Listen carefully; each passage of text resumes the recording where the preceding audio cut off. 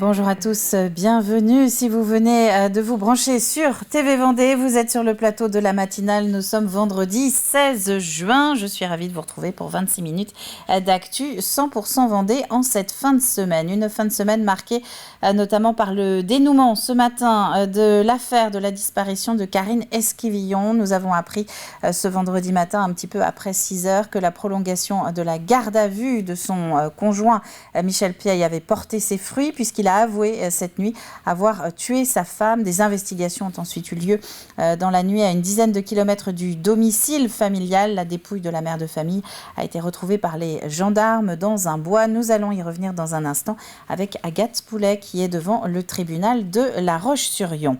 Plus léger, nous avons des nouvelles du pont du Brau également ce matin. Il est en panne depuis quasiment un mois jour pour jour. C'était le 18 mai dernier. Eh bien, ça y est, les élus de Charente-Maritime et de Vendée ont annoncé hier après-midi sa réouverture à ce soir 18h. Dans le journal, nous verrons aussi qu'il est possible de faire le tour de la Vendée à vélo, une boucle de 700 km, 2 tiers sur route, le reste sur piste cyclable. Une poignée d'élus et d'agents de Vendée Expansion sont d'ailleurs en train de tester ce circuit ce mois-ci pour faire le plein de photos et vous donner envie de vous lancer à votre tour. Et puis nous retrouverons nos chroniques du vendredi, la suite et la fin du jeu également. Je vous rappelle que notre partenaire cette semaine, c'est le chocolatier Gelenzer. En attendant, on va faire un point sur la météo pour voir quel est le temps qui est prévu en ce vendredi. Eh bien, c'est a priori un temps où nous allons pouvoir rester dehors. Si on compare les différentes prévisions, là-dessus, tout le monde s'accorde. En tout cas, ce matin, des nuages bas, mais tout de même des éclaircies qui sont prévues avant midi. Côté température, comptez entre 18 et 20 degrés. Nous verrons le détail à la fin du journal. Et puis, un petit vent d'ouest qui est annoncé autour de 15 à 20 km/h. Cet après-midi, ce sera le même vent d'ouest.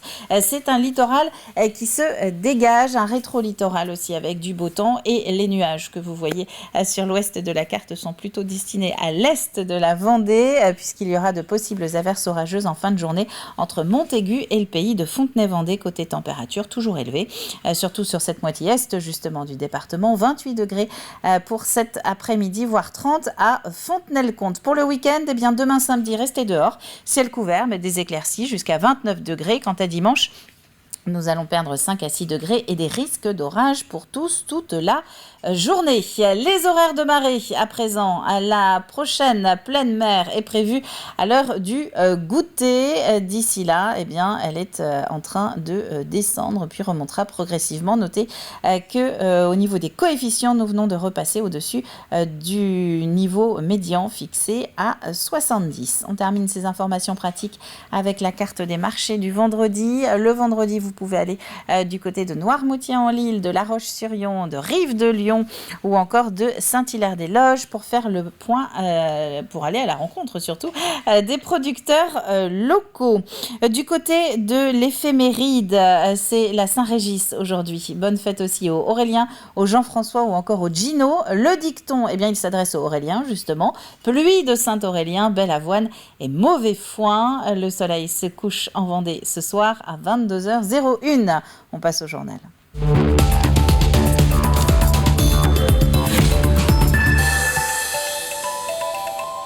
Et nous commençons donc avec cette information qui a été donnée un peu après 6 heures ce matin par nos confrères du Parisien, confirmée depuis par BFM notamment ou encore France Info. Michel Piaille a avoué en fin de nuit avoir tué sa femme, Karine Esquivillon. Peu d'informations encore confirmées, vous allez l'entendre par les autorités, mais il s'agirait d'un accident. C'est en tout cas ce qu'avance Michel Piaille aujourd'hui. Les aveux, au cours de ses aveux, il aurait expliqué une balle accidentelle partie alors qu'il nettoyait une arme à feu.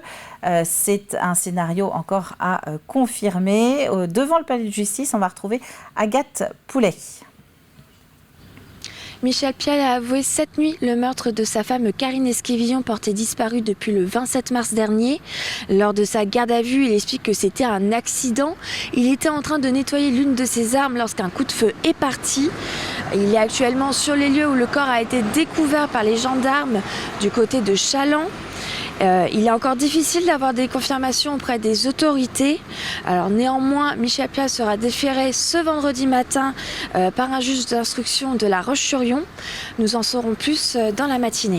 Et justement, l'actualité évolue très vite. Michel Pial est arrivé au tribunal de La Roche-sur-Yon à 8h27, très exactement. Il est entré par l'arrière du bâtiment sous une couverture dans une voiture de gendarmerie. Il revenait justement du site où il a montré aux gendarmes où il avait enterré le corps de son ex-femme. Nous reviendrons évidemment sur cette information dans le journal de 12h30. Dans le reste de l'actualité, cette information maintenant qui devrait soulager plus d'un conducteur. Depuis un mois, quasiment jour pour jour, on ne pouvait plus emprunter le fameux pont du Brau entre le sud de la Vendée à hauteur de Sainte-Radegonde-des-Noyers et le nord de la Charente-Maritime pour cause de vérins cassés. Mais ça y est, les réparations touchent à leur fin. Les élus des 2 départements se sont retrouvés hier pour annoncer la bonne nouvelle. Le calendrier évoqué fin mai est respecté. La circulation va pouvoir reprendre sur le pont à partir de ce soir 18h. Alors l'attente, elle a été assez longue, mais en même temps elle est relativement courte quand on voit la taille du vérin. La première chose, c'était en effet de stabiliser le tablier, puisqu'il était maintenu en hauteur alors que le vérin était tombé. Comme ça a été dit par la présidente du conseil départemental de Charente-Maritime, il y avait une fissure à l'intérieur qui n'était pas détectable, donc on ne pouvait pas prévoir. Donc effectivement, la première chose, c'était de stabiliser le tablier. La seconde chose, c'était en effet de permettre la redescente du tablier en douceur. C'est ce qui s'est passé ces derniers jours avec un certain nombre d'entreprises que l'on remercie. Et effectivement, la troisième action, c'était de remettre le vérin et le réactiver pour permettre la réouverture du pont à la navigation dans les prochains jours. Et de son côté, la ville de Maron va pouvoir souffler. C'est par son centre que la circulation a été déviée depuis 4 semaines.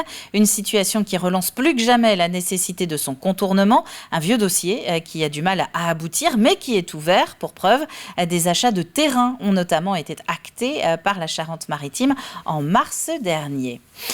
À Saint-Jean-de-Mont, nous en parlions hier, 2 groupes de gens du voyage se sont installés dans la ville. Dimanche, tout d'abord dans une zone d'activité économique, puis lundi au stade municipal. Environ 150 véhicules, des caravanes, des voitures qui sont entrés sur la pelouse du stade. La mairie de Saint-Jean-de-Mont se dit contrariée de cette situation. De leur côté, les gens du voyage assurent avoir prévenu de leur arrivée. Et c'est donc aujourd'hui une situation compliquée entre les 2 parties. Les explications d'Alexandre Lenaour, c'était hier soir sur le plateau du 18h. Et oui, effectivement, face à cette situation, Madame le maire de Saint-Jean-de-Mont, Véronique Launay, a décidé d'initier hier mercredi une procédure en référé auprès du juge administratif pour demander une expulsion. Cependant, rien de sûr quant au fait que l'ordre d'évacuer le terrain soit donné, les délais étant toujours assez incertains. Véronique Launay regrette surtout l'absence de concertation et le fait que cette installation se soit faite sans autorisation préalable. Ils sont installés sur un terrain communal, donc qui est privé du coup, puisqu'il est pour l'usage de nos Montois, pour l'usage sportif, mais c'est un terrain communal. Et nous n'étions pas du tout avertis de l'arrivée de ce groupe le lundi dernier. Sans concertation, alors que nous avions sécurisé le stade, on ferme tous les portails et que l'on renforce, là c'était une benne qui est installée à l'arrière du stade de manière à ce que des véhicules ne puissent pas passer. Je suis vraiment pas du tout d'accord avec ces manières de faire. Je suis consciente que les gens du voyage ont des droits également, mais voilà, nous aussi, nous avons des droits. Et je tiens à dire que moi, en tant que maire, je n'ai jamais donné l'autorisation de s'installer sur le stade de foot.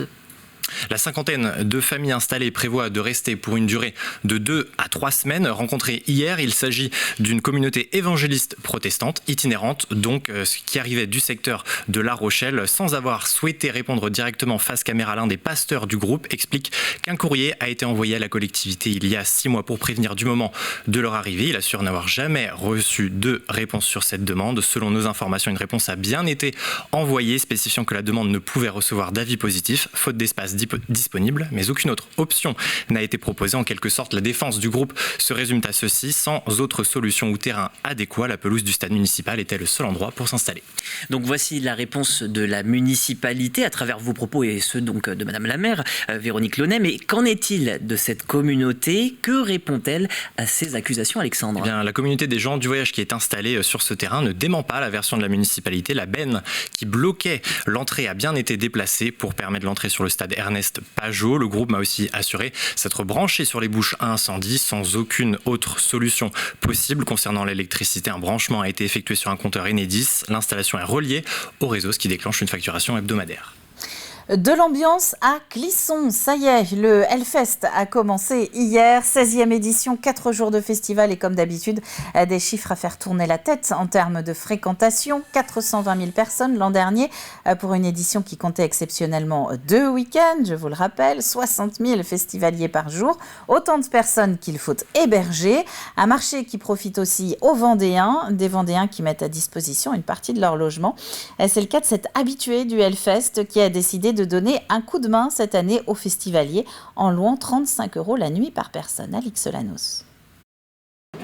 Dimitri termine de préparer les 2 chambres de sa maison à la Bruffière qu'il va louer à des festivaliers du Hellfest sans aucune appréhension. Moi je connais l'ambiance, je connais le mood, enfin, je sais que c'est des personnes hyper respectueuses malgré leurs airs de vikings.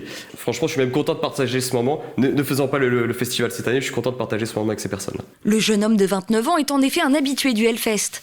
Connaissant bien le rythme et l'ambiance, il propose en plus de la chambre des services très appréciés. Et en fait c'est moi qui fais la navette aussi.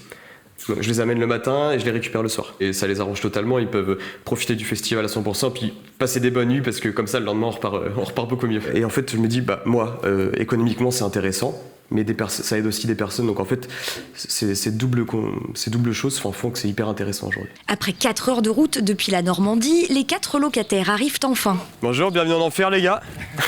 Salut Dimitri. Benjamin. Enchanté. Et le moins que l'on puisse dire, c'est que Dimitri sait recevoir. Je vous ai mis un kit de survie du Vendéen. La tireuse à bière, faut acheter des fûts, mais...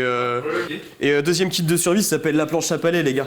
Et en fait, tu jettes la pièce, faut se rapprocher plus du petit. C'est typiquement Vendéen, ça. D'accord. Donc je vais pas jouer avec vous parce que je vais vous mettre une raclée, mais je vous apprendrai si vous voulez. La glace est rapidement brisée et aucun ne regrette de ne pas avoir choisi le camping. Et on s'est dit 4 jours de camping, ça va être très compliqué. Donc on aimait bien un petit peu le confort à côté aussi. Et puis là, franchement, ouais, non, c'est royal. C'est excellent, enfin, en plus ils proposent de nous déposer et tout, enfin, c'est un peu une pépite ce logement-là. Je peux comprendre qu'il y a de l'appréhension parce que des festivaliers on sait jamais sur qui on peut tomber. En règle générale on est quand même dans le monde du métal, on est une grande famille quoi. Donc on a l'air méchant au premier abord mais après quand on les connaît c'est vrai qu'on est doux comme des agneaux ouais, comme vous dites. Pendant tout le week-end, Clisson, mais aussi toutes les communes aux alentours, vont donc vivre au rythme du plus gros festival de musiques extrêmes. 240 000 passionnés, doux comme des agneaux, sont attendus jusqu'à dimanche.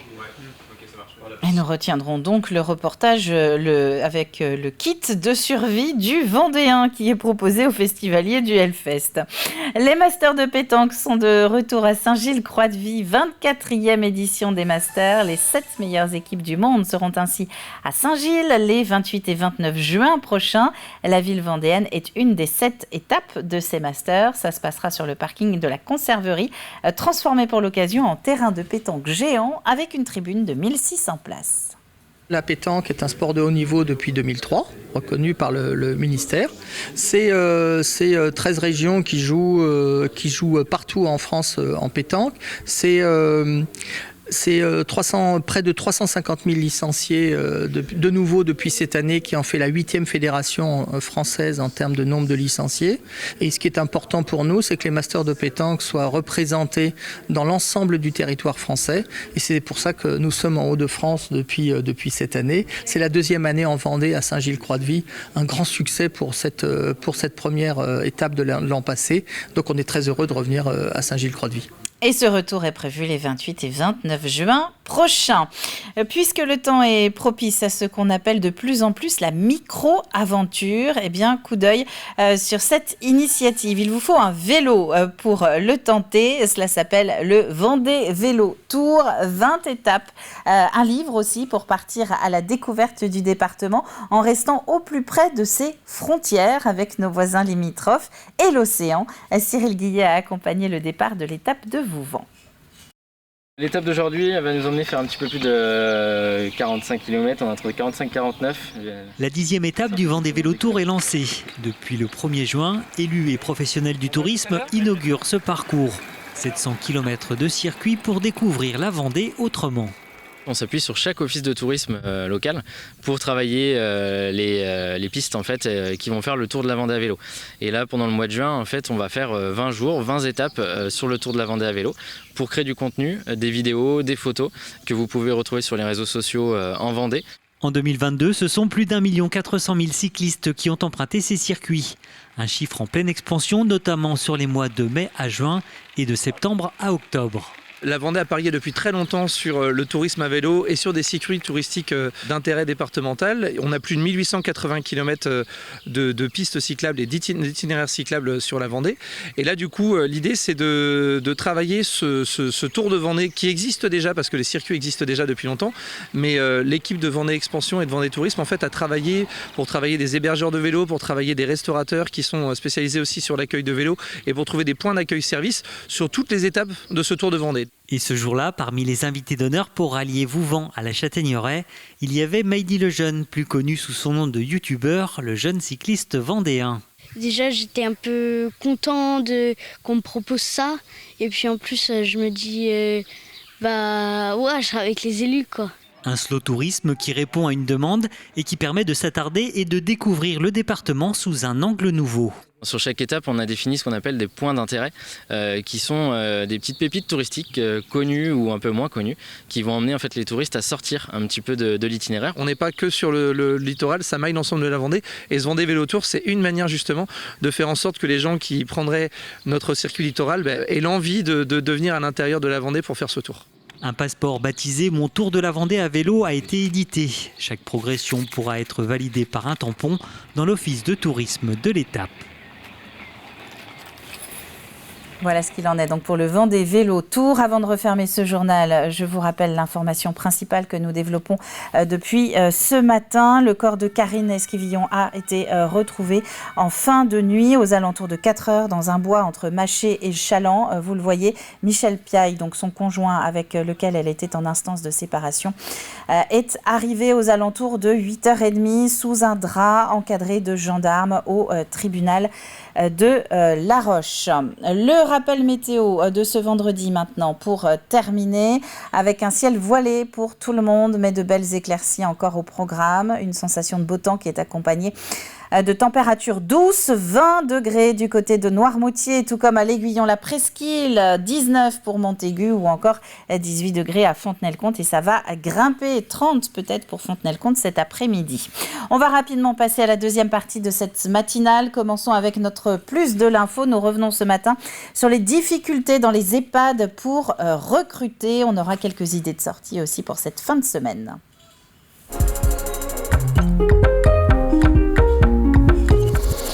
Car effectivement, avec l'été qui approche, l'heure est au recrutement des saisonniers et pas uniquement dans le secteur du tourisme. Beaucoup de secteurs sont concernés, à commencer par tous les services à la personne, mais les remplacements se font rares. Et dans les EHPAD, par exemple, toute une réflexion sur l'évolution des métiers est en cours.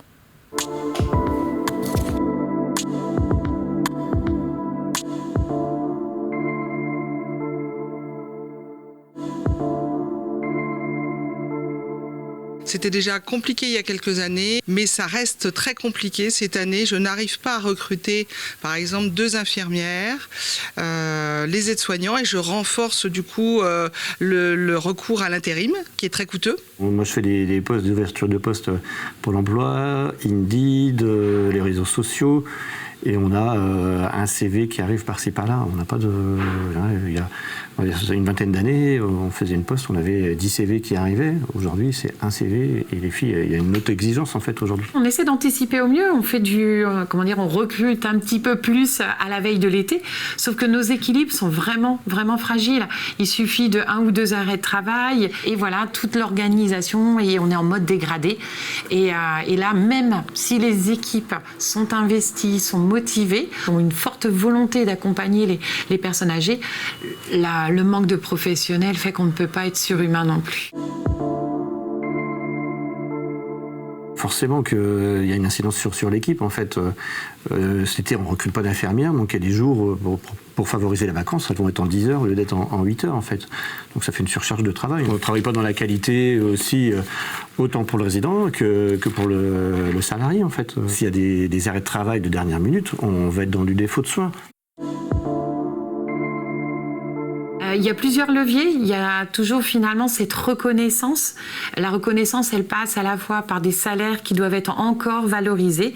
Travailler le dimanche, un week-end sur 2, c'est pénible. Il faut reconnaître cette pénibilité. C'est également d'augmenter les ratios d'encadrement, mais pour cela il faut qu'il y ait un vivier, et c'est certainement d'avoir finalement des aides sur la formation des professionnels.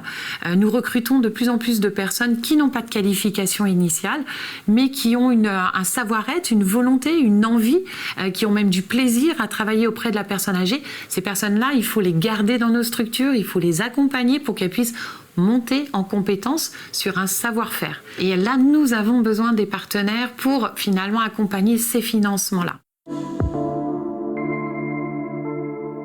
La dépendance, elle augmente factuellement tous les ans.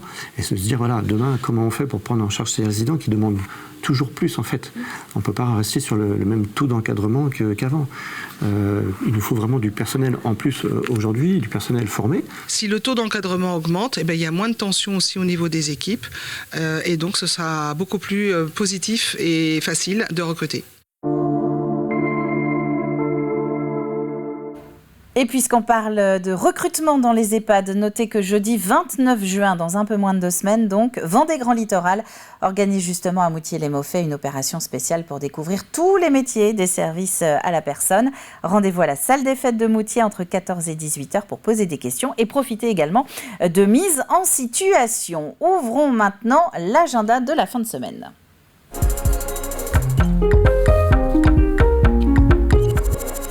Avec quelques idées de sortie pour ces derniers jours, ce sont les coups de cœur d'Olivier qu'il vous a réservés. On va parler expo, on va parler escape game aussi, regardez.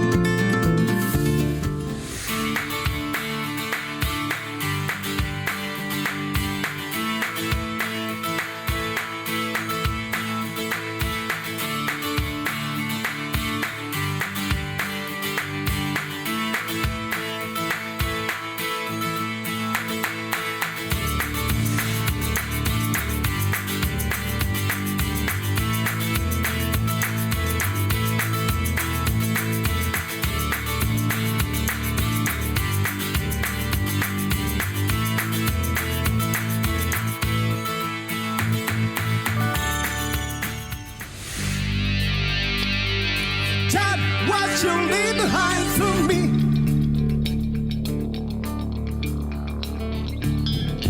All in all, it was just a break in the wall.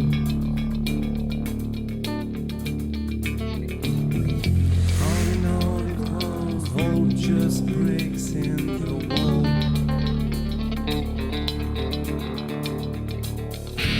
The dark sarcasm in the classroom. Teacher, leave them, kids alone.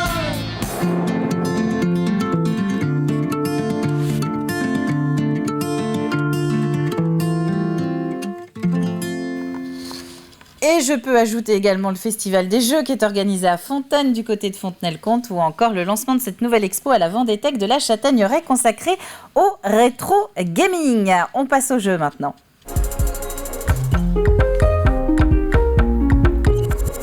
Le temps de vous rappeler que vous avez jusqu'à midi pour m'envoyer sur tvvendée.fr la réponse à la question suivante. Qui a fondé l'abbaye des Fontenelles à La Roche-sur-Yon? Indice de ce jour, du passage de cette fondatrice subsiste aujourd'hui son tombeau. Et à la clé, notre partenaire, c'était Gelenzer qui nous a accompagnés depuis lundi. Un gagnant tiré au sort cet après-midi qui remportera un coffret de chocolat. Avant de refermer cette matinale, nous allons terminer donc avec le rappel de cette information de ce vendredi matin. Les aveux de Michel Piaille. L'homme a reconnu en fin de garde à vue avoir bien tué Karine Esquivillon. Vous le voyez ici, arrivé autour de 8h30 au tribunal de La Roche-sur-Yon, encadré de gendarmes.